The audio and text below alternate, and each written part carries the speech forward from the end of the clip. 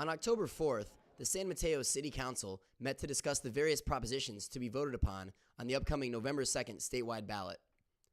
The previous week, a legislative committee consisting only of Mayor John Lee and Deputy Mayor Jack Matthews decided to recommend the city take public positions on 4 of the November 2nd propositions. And at the October 4th meeting, no issue elicited a more passionate response than Proposition 22. The 5-man council ultimately voted unanimously to take a public position supporting the proposition. At present time, the state can borrow or flat out take local tax revenue in times of severe financial hardship. Local San Mateo politicians believe that the ambiguous wording of severe financial hardship has created a loophole, one that they hope Proposition 22 will close. According to Mayor Lee, Proposition 22 is an initiative that the League of California Cities worked hard to gain signatures for before ensuring its inclusion on the November 2nd ballot. And it's safe to say that at the Monday meeting, none of the councilmen pulled any punches when giving their opinions on Proposition 22. Deputy Mayor Jack Matthews led things off. Well, the arguments against this proposition are that the state can't use the cities and the counties as their own piggyback, that the state has to take responsibility to balance its budget and can't go to the local governments and steal their funds. I'm wondering what's wrong with that, right? Councilman Brant Grotti was also willing to offer a few choice words. They have a problem, let them deal with their problem. We have problems, we do not need them making our problems worse.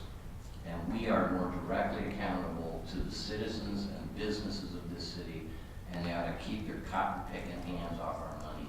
And this measure will, I hope, tell them to do that. They can't borrow, they can't take, they can't swindle.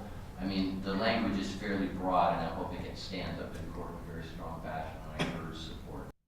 And Mr. Grotti wasn't alone. Moments later, Mayor Lee would echo his sentiments. I really like Brent's comments about keep your cotton-picking hands out of our city coffers. But local government officials aren't the only ones that have strong opinions about Proposition 22.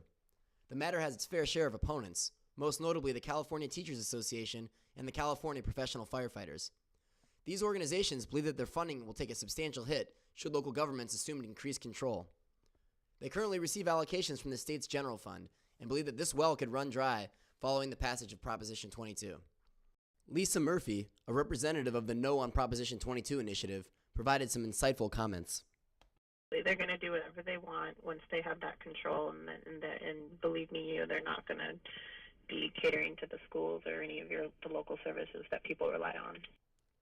Murphy also went on to discuss the potential effects the approval of Proposition 22 could have on local school districts, assuming their funding is in fact decreased. So whenever our schools' budgets are cut, we see class sizes increase. We see students not having the up-to-date supplies that they need. In some districts, I've heard of cases where they had to fire all the librarians and cancel, the transportation services to and from school. When it comes to public safety, our police and firefighters aren't going to be able to, provide their people with the resources that they need to keep our communities safe.